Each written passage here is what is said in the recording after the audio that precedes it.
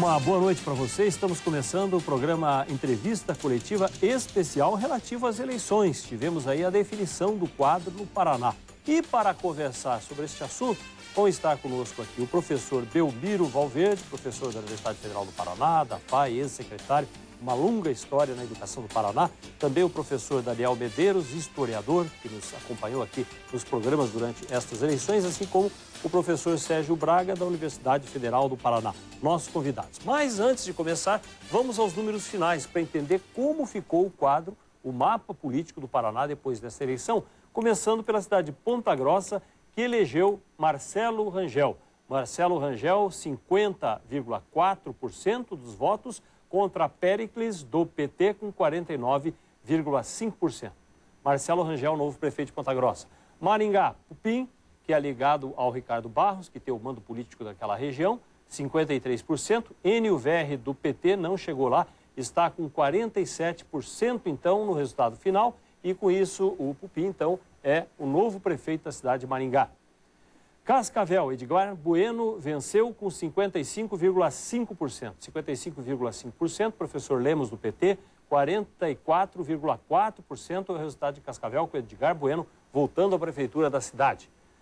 Vamos agora para a próxima cidade, que é Londrina. Alexandre Kiref deu uma virada, parecia que o Marcelo Bellinati iria levar, mas por uma pequena diferença, o Kiref, então, com apoio do PT, chega a 50,5%, e o Marcelo Bellinati, sobrinho do Bellinati, que já foi prefeito, do Antônio Bellinati, o sobrinho chega aí com 49,4% dos resultados de Londrina, com Alexandre Kiref prefeito. Gustavo Fruit é o novo prefeito da cidade de Curitiba, com uma diferença expressiva, 60,6% dos votos contra 39,3% de Ratinho Júnior. Praticamente temos aí, qual é a diferença? Uns 20 pontos quase de diferença entre Ratinho Júnior e Gustavo Fruit. Gustavo Fruit, novo prefeito da cidade de Curitiba. Vamos aos nossos convidados para saber o que é que isso representa daqui para frente. Professor Belmiro, já falamos muito hoje na nossa cobertura do passado, agora vamos falar do futuro.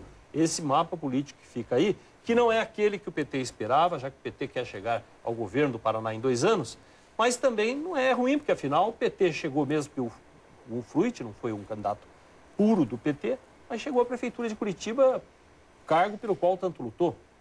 É verdade. Eu vejo, Vili, o seguinte, eu acho que vai depender muito da profundidade da mudança que o Gustavo Fruit realmente significar para Curitiba. Porque nós estamos falando do esgotamento das lideranças, fulano se esgotou, fulano perdeu, mas também a cidade se esgotou, o modelo da cidade está esgotado, né? A cidade agora está cada dia mais ficando contraditória. O Sérgio levantou isso, o Daniel também. A cidade hoje em dia é clivada. Você tem do lado uma cidade relativamente próspera e do outro lado você tem uma cidade miserável, uma cidade que mora mal, se transporta mal, é mal servida. Mas não é só isso. Eu acho que o novo prefeito ele vai ter desafios que vão muito além dessa história de fazer um hospital aqui, um hospital não sei onde. Por exemplo, não há como repensar Curitiba sem repensar Curitiba dentro do quadro metropolitano. E até hoje as iniciativas metropolitanas na região de Curitiba são todas iniciativas fracassadas, né? Até a questão do lixo, passaram 3 anos para fazer um consórcio do lixo, que é uma coisa fundamental para uma cidade como Curitiba, e não conseguiram até hoje, né? Depois você tem problemas, por exemplo, que hoje em dia a gente fala muito de mobilidade urbana. Curitiba está ficando uma cidade imobilizada, ou seja, você tem carro demais na rua, tem transporte de massa progressivamente deteriorado. Eu concordo plenamente, você não pode continuar com essa discussão meio juvenil do contra o metrô, a favor do metrô. Você tem que fazer efetivamente um estudo sério de mobilidade, de integração, de novo, metropolitana. Mas você também tem que rever todo o plano de diretor em termos de ocupação do espaço. Curitiba foi concebida nos anos 60 pelo Jorge Willeman, que fez o plano diretor atual, baseado num conceito fundamental, que era adensar os eixos de transporte. Então daí que vem a ideia da estrutural, que não tem nada de novo. A estrutural era praticamente uma herança desde os bondes de Curitiba do começo do século XX. Mas o fato é que o Jorge Willeman vai fazer o quê? Vai adensar a 7 de setembro, adensar João Roberto, adensar toda a República Argentina para quê? Para viabilizar o transporte coletivo. Ora, esse meu modelo está esgotado hoje em dia. Por quê? Porque ele está gerando tráfego, está gerando sombra, está gerando lixo, está gerando mobilidade das pessoas, está gerando insegurança. Enquanto isso, você tem essa área de expansão toda aí que está ainda, por assim dizer, ninguém sabe exatamente o que fazer com ela. Aquela região da linha verde, a única coisa que fizeram foi uma coisa infeliz, que é começar a vender potencial construtivo.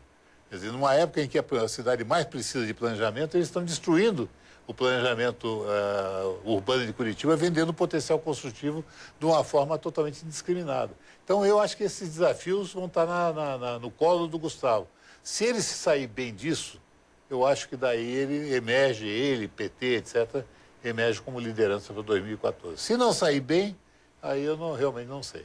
Professor Daniel Medeiros, pode haver um aspecto mais social, mais voltado à população, principalmente à população pobre, pelo perfil da chapa que chega aí, diferente do aspecto muito estrutural, de muito concreto, que até aqui predominou?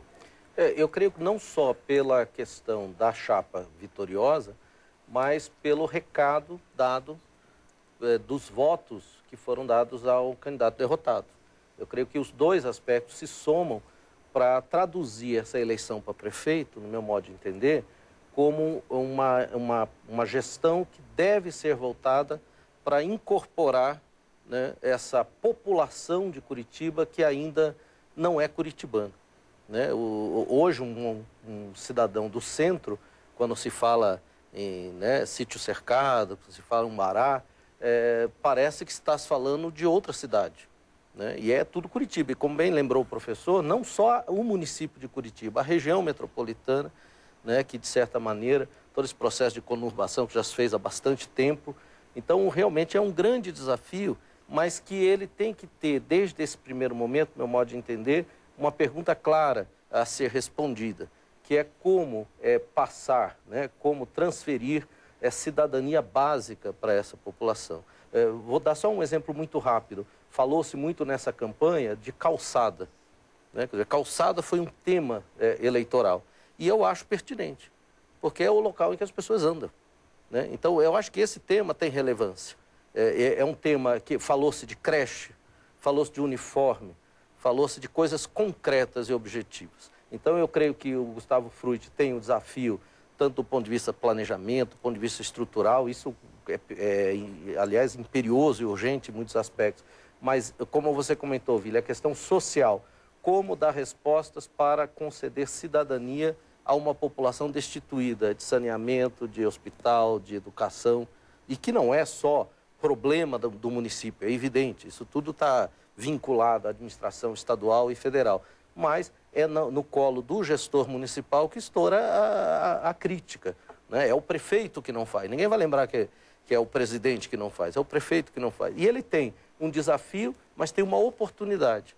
Ele é um político extremamente hábil, já no seu pronunciamento deixou claro que vai buscar conciliação, seja com o governo de Estado, seja com o candidato derrotado, já tem um excelente apoio do governo federal. Eu creio que a gente está em boas mãos, mas o papel, particularmente da imprensa, né, vai ser muito importante no sentido de estar fiscalizando e lembrando. Lembre-se, Frutti, lembre, já passaram 6 meses, já passaram 8 meses, 1 ano. Esse é um papel que pode projetá-lo para se tornar realmente um político de futuro ou um político realmente com expectativas frustradas. Professor Sérgio Braga, o PT há 30 anos sonha com a Prefeitura de Curitiba. Quando tinha eleição, só ganhava a Prefeitura em São João do Triunfo, coisa parecida. Agora consegue chegar, mesmo que com outro partido, mas chega à Prefeitura de Curitiba. Criou um quadro novo no Paraná. Passa a ser alguma coisa realmente viável o PT chegar ao governo do Estado diante desse quadro? Quebra preconceito realmente? Eu acho que sim, e você tem toda a razão. Né? Curitiba sempre foi uma espécie de espinha na garganta, né? Encravada no PT nacional. O PT sempre ambicionou Curitiba, no entanto, nunca conseguiu ser bem sucedido nas eleições aqui. Né? A vez que chegou mais perto foi a eleição do Ângelo Vagnoni, mas o desempenho, né, do candidato terminou influindo no resultado negativo. E ele não aproveitou aquela onda vermelha. E eu acho que isso vai favorecer muito o Frutti para resolver todos esses problemas de políticas públicas que foram apontados aqui. Né? Eu acho que concordo inteiramente com tudo que o Belmiro falou aqui. Quer dizer, você tem problemas de gestão grave, né? O problema de mobilidade, né? urbana é grave, a linha verde realmente, né? Hoje é um ponto de estrangulamento, né? Como se dizia na época da CEPAL, né? No fluxo urbano do Brasil, e o prefeito de Curitiba, né? Um prefeito vai ter que atacar esse ponto, porque ele né, influi na mobilidade urbana de toda a cidade, né? Outro problema é o problema da infraestrutura de serviços da periferia. Aí eu acho que realmente concordo inteiramente com o Daniel, né? Você tem uma demanda por políticas sociais que não é a demanda mais de assistencialismo, né? Chegar lá, dar uma cadeira de roda, dar um prato de comida para o sujeito. Então, políticas públicas mesmo. As mulheres estão entrando no mercado de trabalho, querem ter seu filho numa creche, querem ter o seu filho numa boa escola, onde ela possa deixar a criança 9 horas da manhã e voltar, voltar do trabalho às 5 horas, então, pegar o filho de volta, sem deixar de trabalhar ou ser subremunerada pelo fato de ter o filho. E isso implica o quê em termos de políticas públicas, né? Eu acho que duas diretrizes muito importantes aí, que eu acho que o Fruit vai conseguir captar isso, né? Primeiro, essas soluções, né, elas não devem ser dentro daquele estatismo, daquela visão estatista tradicional, aquele populismo tradicional, como a gente está acostumado a ver aí na Venezuela, né, em outros países na América Latina. Você tem que investir em educação, em saúde, né, em infraestrutura urbana, mas cobrar resultados também dos gestores, né? Então, essa cobrança de resultados é muito importante. Eu acho que é uma nova forma de gestão que o Fruit tem todas as condições de implementar, né? Por causa do espírito que ele tem de gestão pública. E cobrar e outra coisa né? Cobrar resultados e uma visão não estatista dessa solução dos problemas. Então, o que tem que fazer aqui no Brasil agora é uma parceria público-privada, né? Para resolver os problemas sociais, né? Então, não só resolver os problemas de infraestrutura, né? Pensando em nível nacional, de mobilidade urbana, que são graves, né? Mas também os problemas sociais. Então, vai ter que se criar uma engenharia de planejamento, né? E um cronograma de planejamento para resolver esses problemas sem que toda a responsabilidade fique nas mãos do Estado, todos os custos, né? Mas também a iniciativa privada, né? As organizações sociais participem do equacionamento desses problemas, né?